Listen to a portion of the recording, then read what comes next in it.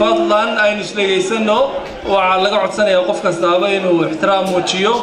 إنه نسلجيسنو مدة كوم بين وده شوقنا مدرسة مركاين نسيف عن سلجيسنو دي الهاي هذا مركا إمك عبد الكريم بكسر دوينيا عبد الكريم أحمد موجي كسر دوو برشلة دي غير سومالي لنا UK أو كتشعل وحفلة قيمة بدن وحفلة غير سومالي لنا نسوي مادين والله كالعادين وحيموتشين ساقينا عبد الكريم كسر دو عبد الكريم وحي كلمات ضرورنا يسوي حي دردارنا يوحي فرينة فريس برشلة بسم الله الرحمن الرحيم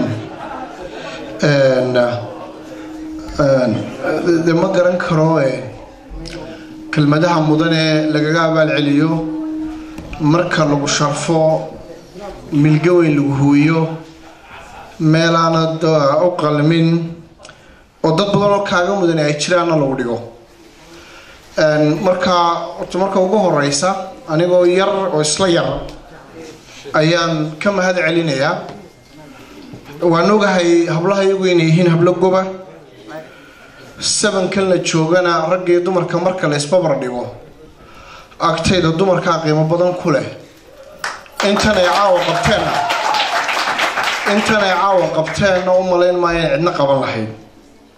وشرف هوينك سوماليلاند وسوه يتين عاوة هل كان يسوق كينان سوماليلاند ونقفك مغنين انتي لقاري كري أرنتنا فرين وين بيدرسا سيدو كلنا واسادال فرين بيدرسا وحي درسا إن نسلم كقرح بدن نحي لبو يقول دي لتشوغي حفلة بدن ونكا قيب قلعي iyagoo dhammaantood wada sharfanaa dhammaantoodna qurux badnaa mid walibana qurux badnayd laakiin tani waxay kaga sii qurux badan tahay cid baan maqnaynba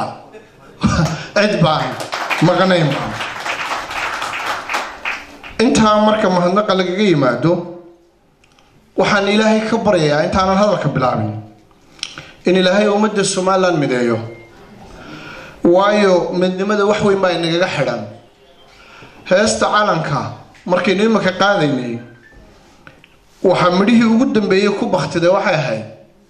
midnimo iyo walaalnimo labada kalmadood macnaha ay xambaarsan yihiin haddii qofku yaraysto waxa laga hadlayo ee ololahayagu daaran yahay garan maayo wuxuuna marar badan odhan karaa lagana yaabaa inuu naguba eedayo maqabyaalad baa laga adkaan karaa ololahayagu wuxuu daaran yahay intaas waxaanu aaminsanahay in haddii midnimo la waayo in aan Soomaaliland jiray waxaanu aaminsanahay in tan faraaruq halis ku yahay qaranka Jamhuuriyadda Soomaaliland caawa waxaan rabaa kul haddaan Ingiriiska soo gaaray oo Allah igu simay nasiibkaygana Allah igu simay inaan reer Soomaaliland la hadlo anigoo bari ka noqonaya ololaha iyo wuxuu daaran yahay حق الدنبان هدي سؤال اللي يجي وديك جوابي دونا وحنصير شعلها هنا نتوصل له الله لاركه قولوا ريدي سودنا الله دردارمي بريانو يرتجي وحنقول لاركين أنا صوبا نقول وحلاقي يا أبا الله كمان دقيقة يعني يسوق المركلة هنا صونو مركا واحد دوني يعني ذكور أبان ذكورنا يا وحنا ذكورنا يا أنا يقولون إيجا هين وح إخلاص أهمو يعني يوناج يضد كذا وح مستقبل كود وناك سم كل مو يعني أنا إيجا هين وح بني آدم كلهرة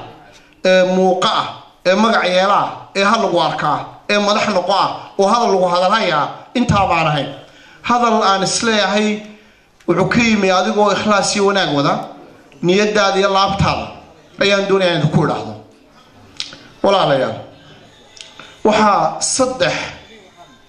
Somaliland تعرفته إيه Somaliland تعرفه إيه Somaliland تعرفه أدبو كل فوقين أدنو كل دوين mid inaga mid ah ayaa rabaa Somaliland uu ka badsado Somaliland kale inteeda kale mid inaga mid ah baa laga yaabaa inuu doonayo in reerkoodu xukumo Somaliland wuxuu Somaliland yahay wuxuu Somaliland jecel yahay wuxuu Somaliland shacabka u tumaa wuxuu Somaliland nimca fadhida heesteeda qaada marka mid reerkoodii uu Somaliland xukumayo waxa jira walaalayaal qaar fara badan oo inaga mid oo muhan oo aanu kamid ahay in Somaliland uu xukumo mid reerka yahay waa halka ay ka timay dabada ku hayso kelmadda lagu kaftamo mararka qaarkood ee la yiraahdo Somaliland qurux badan oo la wada leeyahay waxa weeye 2014 waxaan joogaa magaalada Boorame kelmadda qof iga horeeyo ka maqlay ma jiro waxa la hadlayaa daayar qalin jibinaysa oo warwariyo walaac ka hayo Somalilandnimada oo aaminsan in Somaliland laga yeesho oo laga badsaday waxaan ku ori waxa ayna wada deeqa Somaliland qurux badan oo la wada leeyahay habeenka walaalayaal madaxayga waxa ku jiray oo doonaya inaan idin la wadaago arrimahan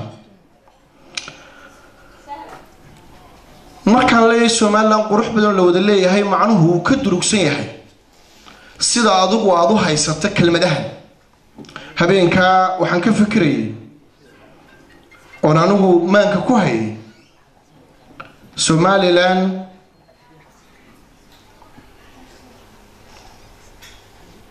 madaxweynaha ama qofka hogaaminaya uu daacad yahay amaano leeyahay karti badan yahay mid daryeela agoonta saboolkana nolol sameeya midaan sheegan oo ku suntanayn qabiil gaar xal u haya mushkiladaha ay haysta ee faraha badan mid mushkilada shacabku ay tahay mushkiladiisa Somaliland ay sareysa cadaalad iyo sinaanto oo qof kasta reer Somaliland uu dareemo inaan laga lahayn Somaliland ay ceeb ka tahay oo la isku caayo qofka qabyaaladiisii uu ka yahay tuka balcad oo la isku caayo qabyaaladiiste waxaan xusayaa wadankan aad joogtaan ee Ingiriiska haddaad qof ku tiraahdo racist baa tahay qofkaasi marna wuu casaan marna wuu madoobaan waa kelmadda ayaa aad u foolxun marka waxaan rabnaa Somaliland inay maalin uun gaadho insha Allah in qofka qabyaaladiista lagu yiraahdo ay tahay caydii ugu dambeysay waxba loo reebin Somaliland la isku dooran qabiilka ee la isku doortay yaa xal u haya mashaakilaadka faraha badan ee hor yaala Somaliland gorofka caanaha gorofka qaranka ama waxaan la yiraahdaa national cake si siman loo wadaago oo la wareejiyo oo qofba markiisa ka bado waa laga yaabaa inaad la yaabto tabashooyinka ka soo yeedhay qaar kale Somaliland waayo waxaad ilowsantahay in Somaliland lagu leeyahay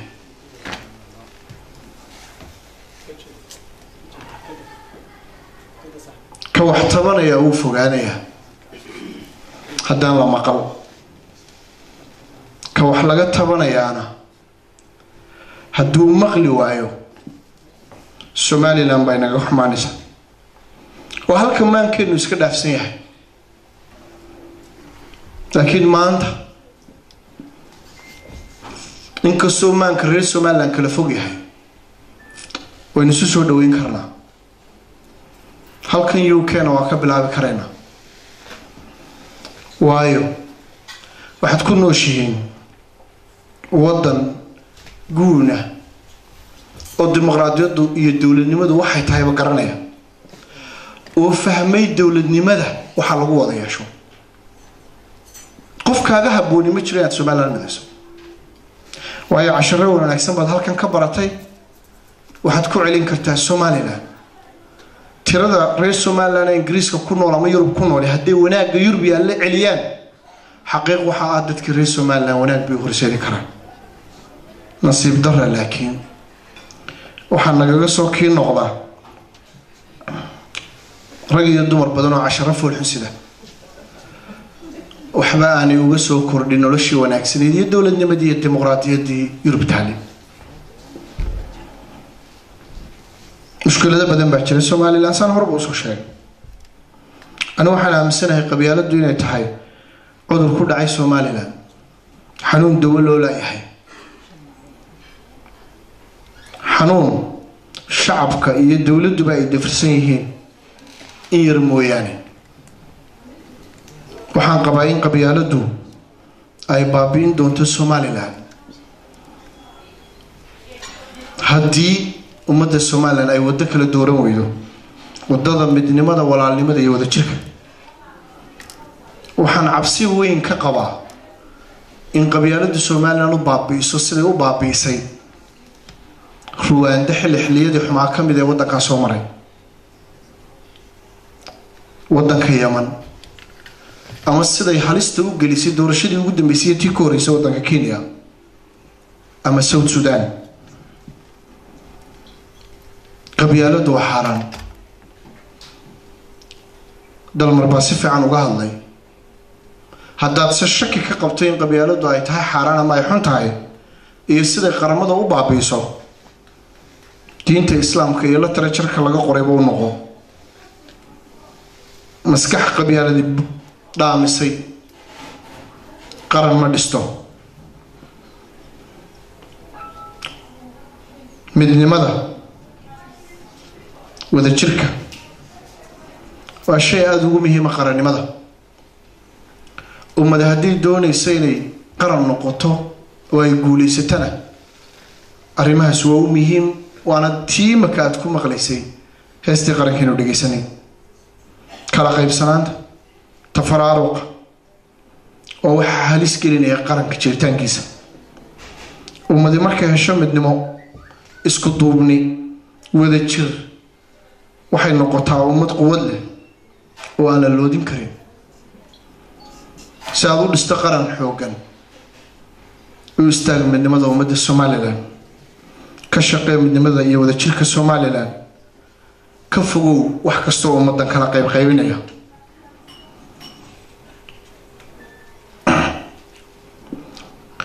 qofka ka fikiraya qabiil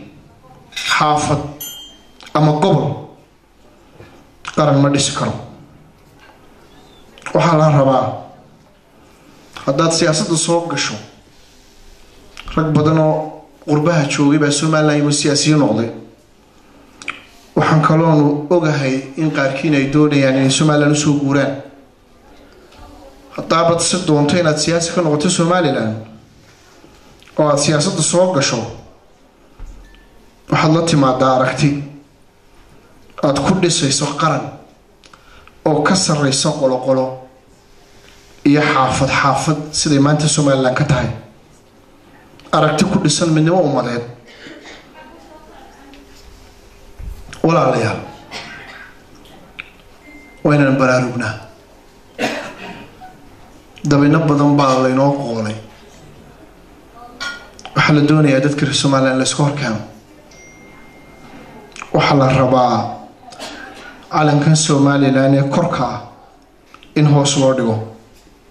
dad baa energy iyo resource ku bixiya inagu dhexdeena inaga isku mashquulsan calankan iyo qarankan wuxuu inooga baahan yahay dadaal iyo in loo shaqeeyo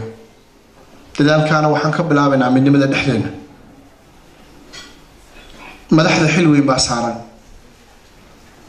si ay qarankan u dhisaan iyaga ayaa laga rabaa inay ummadda mideeyaan cadaaladda iyo sinaantana kor yeelaan tusaalena ku noqdaan iyagu inay ka sarreeyaan ama halkooduba ka sarreeyo qabiilka iyo qolada iyo xaafadda la yimaadaan oo hubiyaan in Somaliland ay ka jirto cadaaladii iyo maamul wanaagsan qurba joog qurbaad joogtaan waxaad la joogtaan ummad isaqbashay caddaan iyo madow muslim iyo christian iyo diimo kaloo badan idinka oo qaxoontiyana idin magan geliyey maalintaad waddankan timiyo sharcigiisa aad qaatay waxaad la xuquuq noqotay ninkii caddaa ee waddankan lahaa Somaliland dadkii wada lahaa inay isaqbalaan bay ku khasban yihiin dadaalka ay Somaliland u baahan tahay iyo inta aynu gelinaynaa aad bay u kala yaryihiin annaga oo warwarkaa qabna intaan idiin sheegayna qabna ayaanu bilownay dadaal loogu magac daray ololaha ciribtirka qabyaalada waa dadaal lagu wado daacadnimo waa dadaal aan laga lahayn ujeedooyin qarsoon waa dadaal aan alxamdulilah in magacayga marar badan lagu celceliyay laakiin ay jiraan dad wanaagsan oo fara badan oo muxsiniina oo qayb ka ah dadaalkan khadar dir inuu halkan fadhiyo mooji binadan bay ila joogay asaasayaasha ololahana ka mid ah dadaal badanna geliyay iyo 4400 iyo jarjar qof weydaan garanay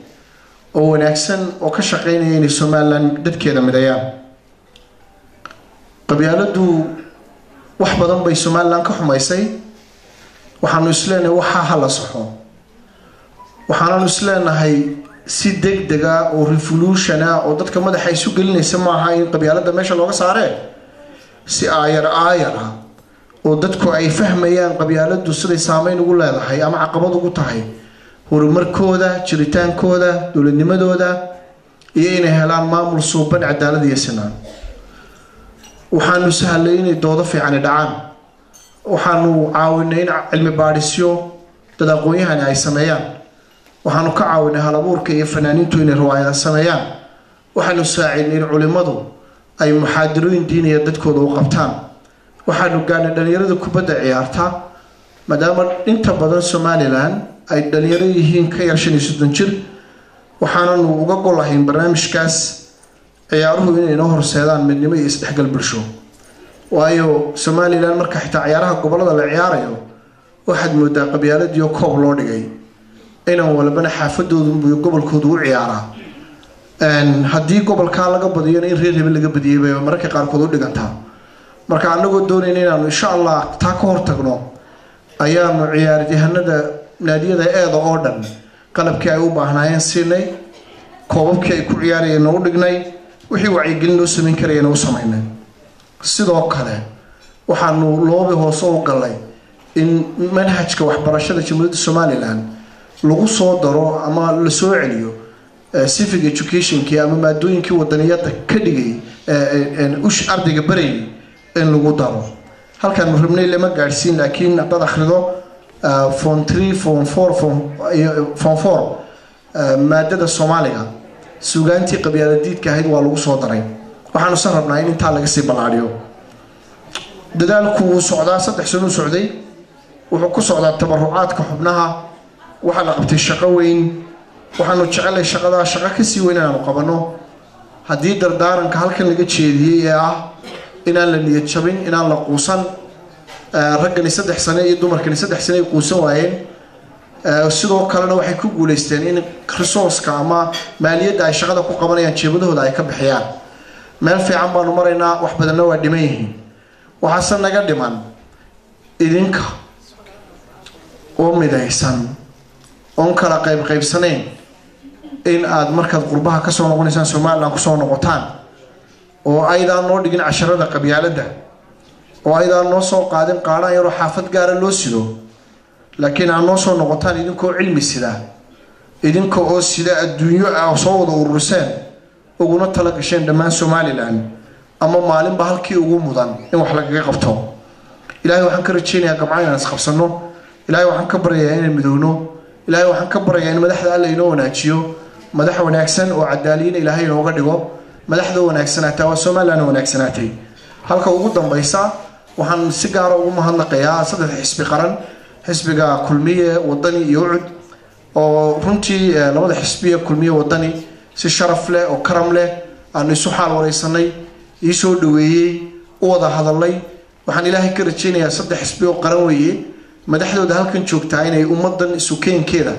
inay ka shaqeyso wixii aragtiya ee fikir ee lagu kala duwan yahay waa inaan noqonaa dad ilbaxa oo iyagoo kala fikir duwan Soomaalilandnimaduna ay midayso miiskana wada fadhiisan kara ka doodi kara laakiin ayna noqon duul ku kala taga is hor fadhiisadku markuu istaago ama doodu istaagto inaan baa ila soo hadashay habeen intaan halkan joog farduus marmaan waxay tiri Cabdikariin halkeen isaga keenayna aniguna waxaan ahay oo ololeeyaha qabyaalada adiguna waxa tahay ka ololeeyaha qabyaalada waxaan ugu jawaabay waxaan ku wari inagoo is ixtiraamayna oo is dhageysanayna ayaynu is arkaynaa is hor fadhiisanayna waxaan ugu golay waxa weeye Somaliland inaan ka dhigin meel dooda fiican oo adagayaan ka dhexdhacay aan waxaan qabaa in la doodo dhibaatooyinkeena haysta aynu ka wada hadalno miiska saarno rogrogno inagoo cirdiga iyo sharafta midba midka kale aan waxba u dhimayn xisbiyada qarankuna waxa xisbiye qaran u yihiin markay madalahan oo kala dadka isugu keenaan iyagoo kala maqnayn in xisbi waliba aragtidiisa iyo fikirkiisa iyo Somaliland uu rabo inuu sameeyo inuu dadka u sheego kala maqnaansho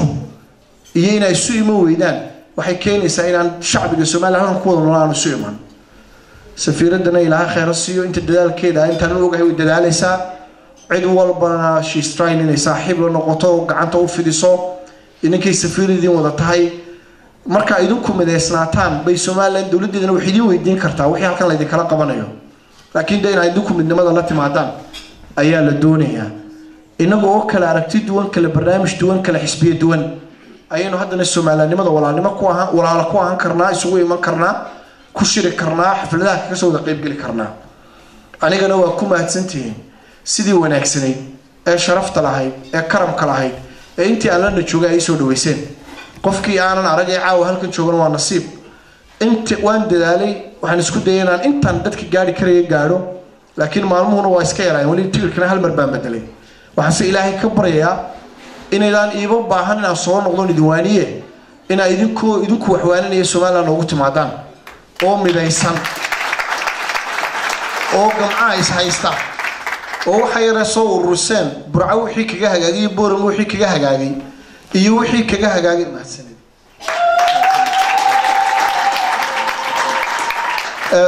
booram wixii kaga hagaagay iyo intii la saxanood kaga hagaagtay sida oo gobol walba inta tagtaan dadkana waanisaan oo wadaniyada walaalnimo ku waanisaan wixii ay u sidaan siisaan walaalayaal waxaan kaga baxayaa hadalkayga nin qabiilkiisa ka jecel wadankiisa wadan ima noqdo waxa la doonayaa inaynu wadankeena ka jeclaano qabiilkeena marka jalbada jacayl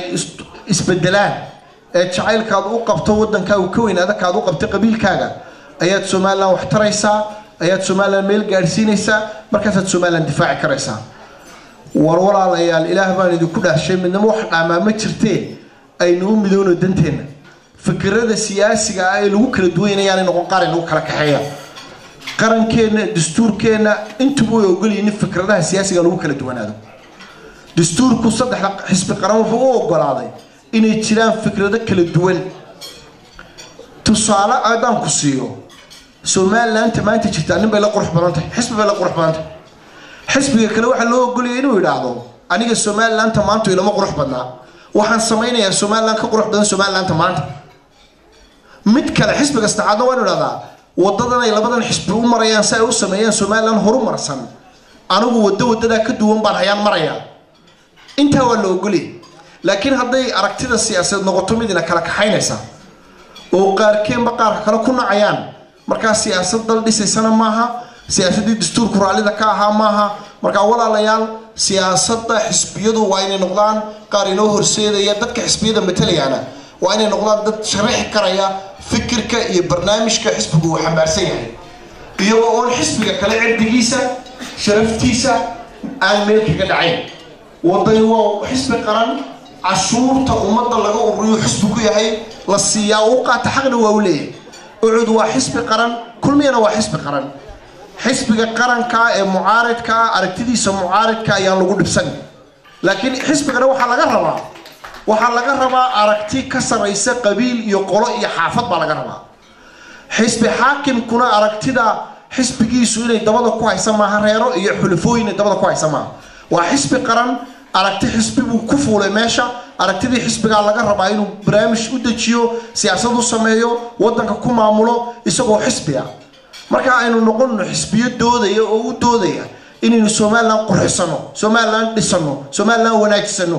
oo midna leeyahay waanu wanaajinaynaa waa qabanaynaa waa wadnaa midna leeyahay warsaad u qabanaysa waa qalad waxa ka fiicnaan leed A iyo B iyo C annagu haddaanu qabanana wadada ka wanaagsan oo ka dhowaan u haynaa ictiraaf raadinta horumarka shaqo abuurka dhismaha kaabayaasha dhaqaalaha aragtidu saaha u doodo hadday aragtidu reeray naga noqoto meel inama geynayso qabiilka la iska daayo Soomaaliland ha guulaysato ilaahayna ummadda ha inoo mideeyo wassalaamu calaykum waraxmatullaahi wabarakaatuh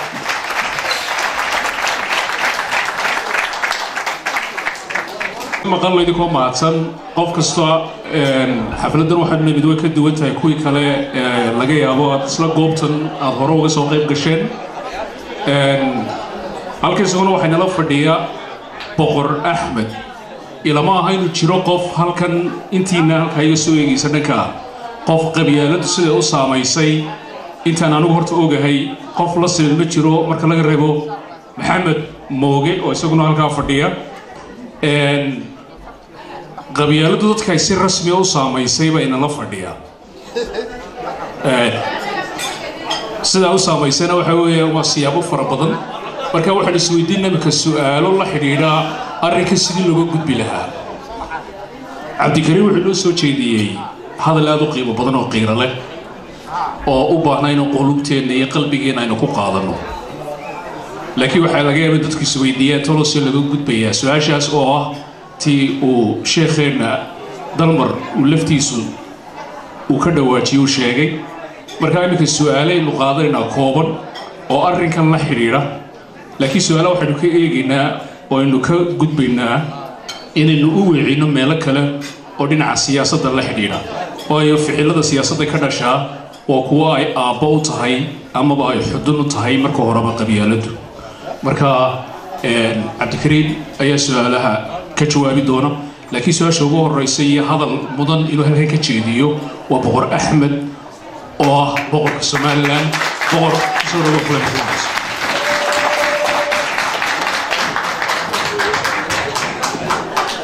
بسم الله الرحمن الرحيم الحمد لله رب العالمين الصلاة والسلام على رسول الله صلى الله عليه وسلم آليات أيام مفرح سنة هاي المفرح سدن عاوة حفلة اللوبس والدوين يوم Cabdikariim Axmed Mooge aad baan ugu faraxsanahay ka soo qayb galo waxa kale oo xaggan hambalyo uga dirayaa dhamaanba hablihii soo qabanqaabiyey ee safiirka Somaliland iyo ugaaska mutasharrafka kale ee ka soo qayb gashay waqtigooda qaaliga ah soo siiyey Cabdikariim sidii uu la qaybsan lahayn caawa hadalkan uu wado ama dareenkan uu wado qabyaalada waxna uga dhageysan lahaayeen aad iyo aad baan iigu uga mahadcelinaya inta waxaa ii raacdaa alxamdulilah maanta reer Somaliland kol hadday yaro dabaqday baash qabyaalad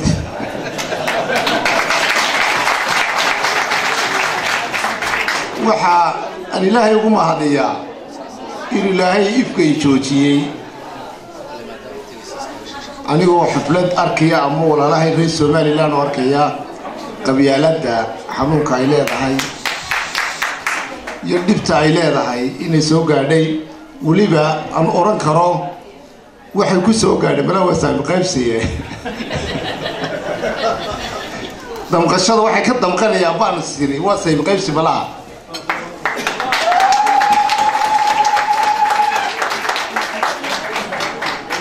balka warama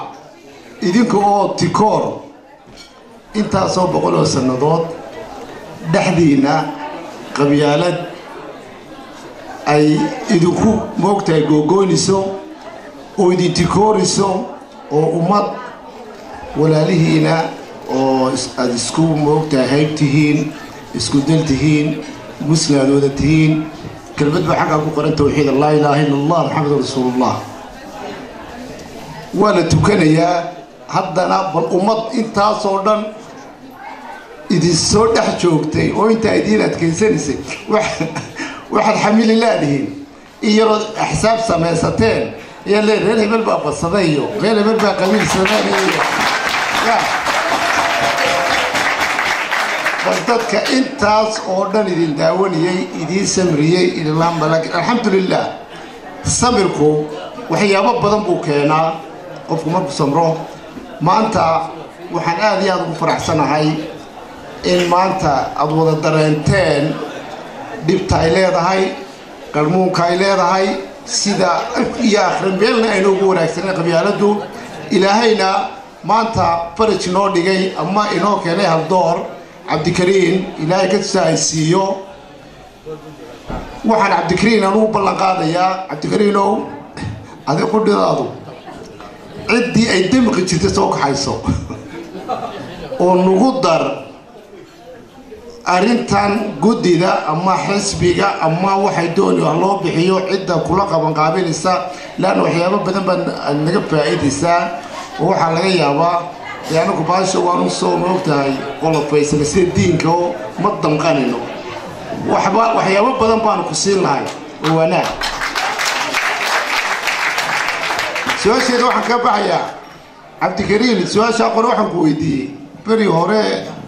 ninkii waddanka berigii hore aynu ka goosanay siyaad barre marbaa intuu soo qaaday buu yidhi qabyaaladda ayaynu aasinaa marka aduu qabyaaladda maynu aasina cabdikariinow dawo kale aduu haystaa waatii lagu soo baxday ninkii laa waan aasayaa unbaa dib ula soo baxay bal waxaad ku daweynaysid bal adigu su-aashaa baan ku weydiinaya anugu wasalaamu calaykum waraxmatullahi wabarakaatu cabdilaahi ayaa gacanta hore u taagay waa guddoomiyaha jaaliyadda SSUK horta waxay u taagan tahay Somaliland Society in UK waa idinka talaalada siinaya waxaan idin sheegayaa haddaynu rabno dalkeena inaynu sare u qaadno dhammaantiin waxaan idinku codsanaynaa ka qayb gashaan xisbiyada waddanka kaga jira ama Labour ha ahaado ama Conservative ha ahaado ama kuwa kale ha ahaadee si MPyadeenna iyo wasiiradeenna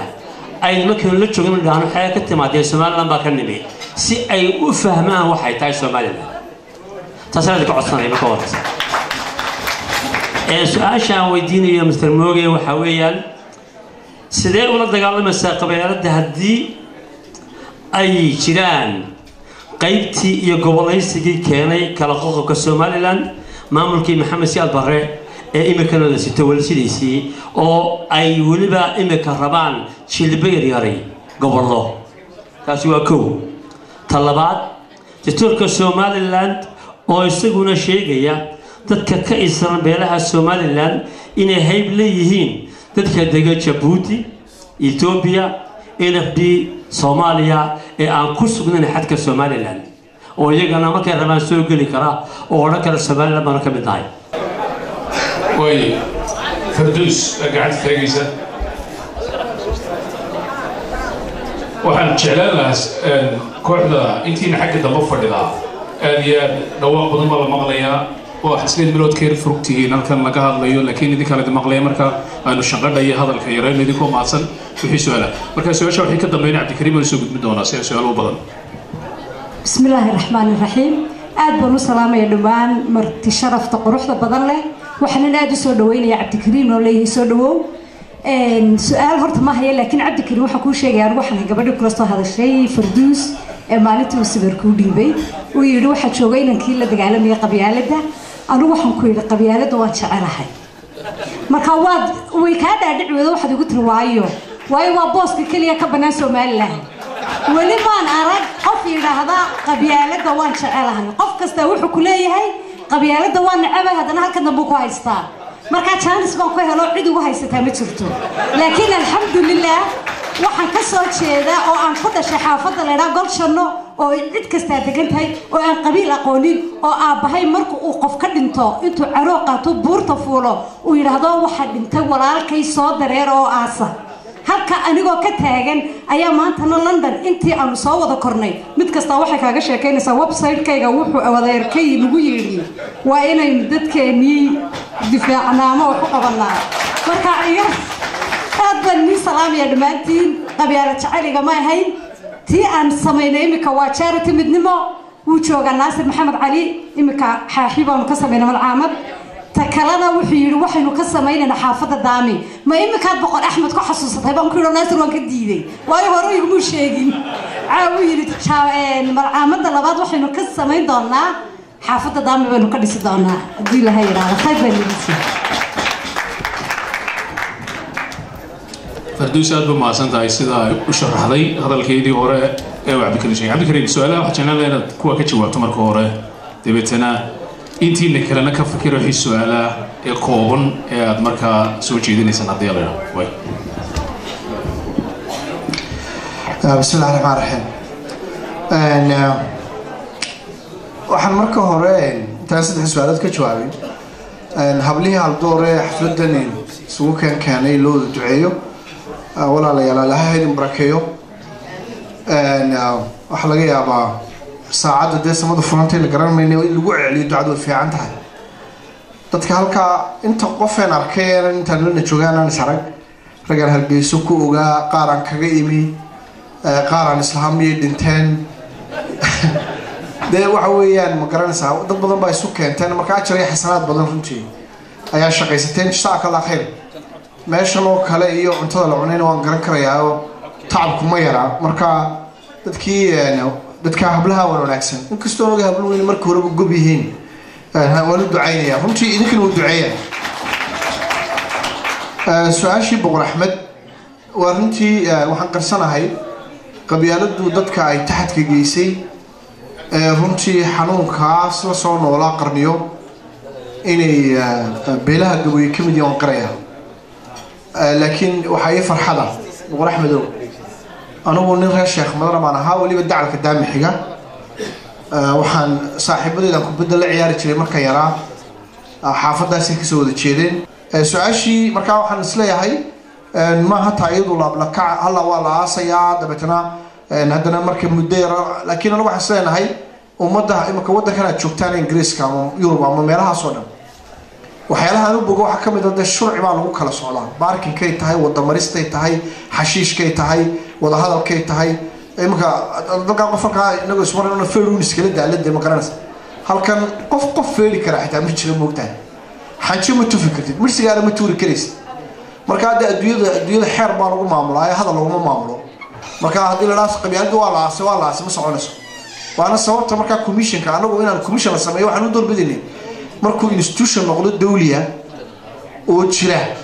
wuxuu u faradhuubnaanayaa inuu dedejiyo shuruucdii loo baahnaayo dhan waayo annaga waxa laga yaabaa xeerarkaanu soo barbuus garaynayno inaan nala dhegeysan baa laga yaabaa marka anagu waxaan isleenahay waxa lagu aasayaa sharci iyo xeerar sidoo kalena waxa la koryeelaya cadaalad iyo sinaanta waxa sidoo kale anagu aanu mar walba dhacnaa ilaahay qofku hogaamiye Soomaaliya laga dhigo xil weyn baa saaran isagaanay fadhidaa hadduu isagu tusaale ku noqdo you lead by example hadduu isagu tusaale ku noqdo inuu ka nadiif yahay ka xalan yahay qabyaalada iyo arrimaha waxyaalaha de hogaamiyaasha Afrika wada cagaha kaga maran waxaanu isnaanaa oo cadaalada ilaaliyo sinaana sameeyo dadkana uu xaq sooro ummadana madaxweynahoodii wada noqdo aan waxaan qabaa inay iskaba markaa iska dhimanayso xilliyo Soomaalidu ku guuleysatay in qabyaaladu ay dhimatana waaba la gaaray halkii ahayd su'aashii dambe ahayd